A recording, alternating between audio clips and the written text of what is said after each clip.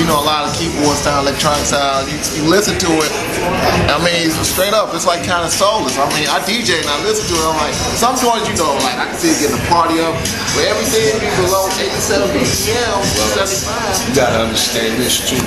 Everybody's not a producer, and even though they might be making it, I'm not hating on them, but the beat makers. They beat makers, and even though if they making $1 million, $1 trillion off their beats, or they got a hookup where somebody got them in the door, still don't mean that they hot.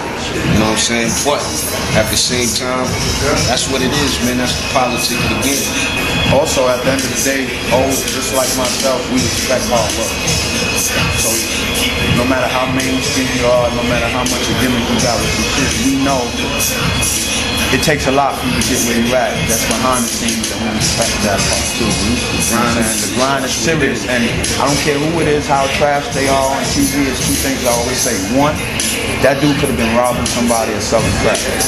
Two, he's working hard, and that's respect. So we may not like this shit, but we respect it.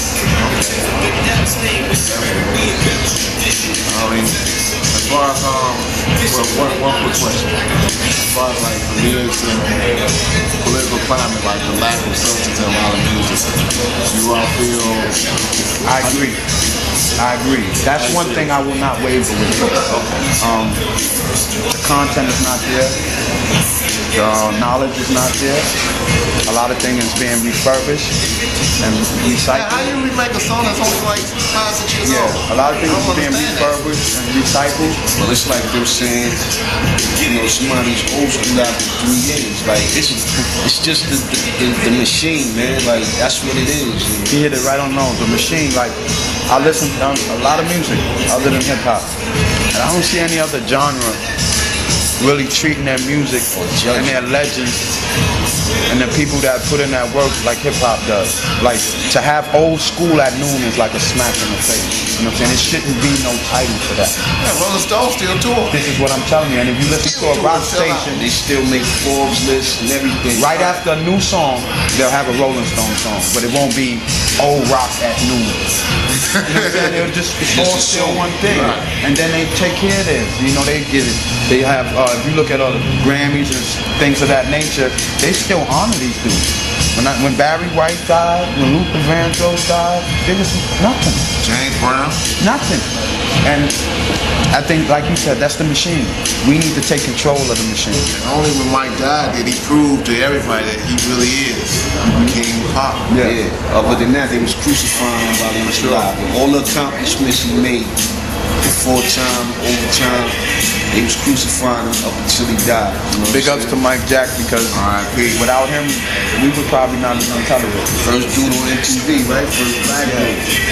And he made it in people's homes to make them like OC, to make them like AG. Before Michael Jackson, no one was on television representing our culture. Yeah, it was mainly rock. So, you know, a lot of things, we don't see everything about Mike Jackson, but at the end of the day, when we just talking about music, iconic status and opening the doors, keeping open the doors, you know what I mean? That's big up to Grandmaster Flash and Run DMC.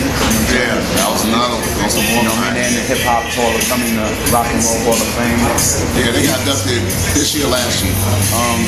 This year, Grandmaster Flash, I believe it was the last time or whatever, but it just shows that if you look at those two groups, they never wavered from their sound.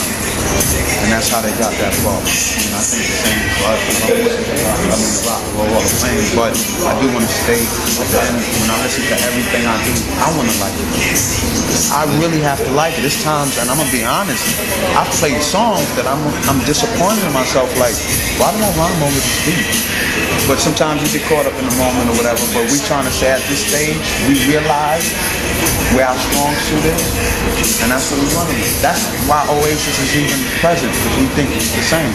And that's why we putting the footwork back in, not worrying about promotion, not worrying about none of that. We just like, we it's like Nas said, you gotta destroy to rebuild. And that's what we did. So it's gonna be sagas and continuations of Oasis. You know, showing AG album coming.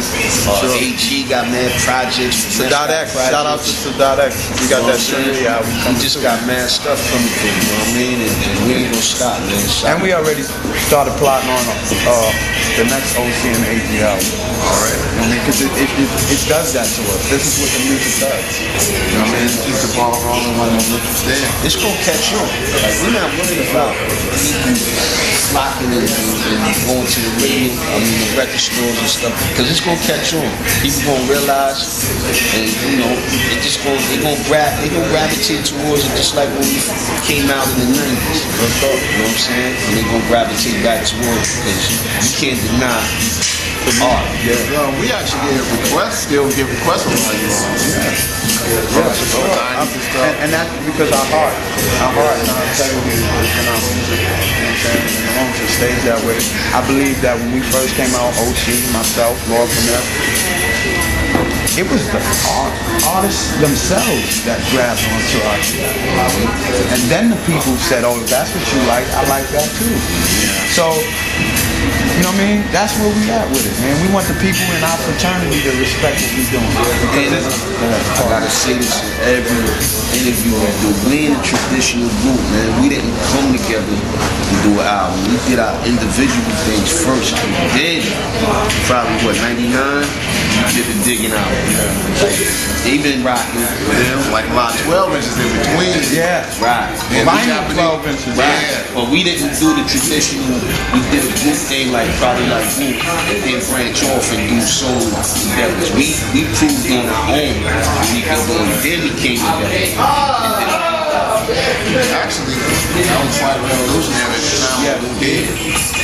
And that's why when a lot of people expect, you know, what's up with the digging album, what's up with this, they gotta realize that we each had our own career first, and that is private. So we have to have the same schedule, same time to make a digging album. Now if it started off that way first, then that would have been private. But we all had individual solo careers as a group, but didn't make an album until 10 years later. Then we got crucified for it. Albums out. And then 2 years later, people was like, oh shit, this is wrong. Yeah, not only that, then it became hard to find in Japanese import. It cost them $20, $30 to get it. I love it. $50, $60. I seen Runaway Slave on eBay for $600. I love it. Yeah. Wow. On a side note, before I stay true to the artistry, recently, I don't know if you all heard, 40 Exchange got nominated for a Grammy. But Daykeeper, the whole story with them is like Nicolay was in Norway, Fonte was here, they exchanged everything, emailed it, collaborated. Now Norway's in the States. But the fact is, shout to Tommy T from Norway. I got a real Norwegian connection. Oh yeah, you did that 12 inch. I remember that. And then, you know, you go to that person, they don't know who Nicolay is, they don't know who Lucina is, but Daykeeper got nominated for Grammy. So I'm saying, like, it's coming around. People like get tired of the manufactured sound and the soulless music, and they're coming back to the art. Yeah. If you don't put your heart in it, it's definitely gonna be soulless. And a lot of times these people are making music just for the money. That's not the flow we come from.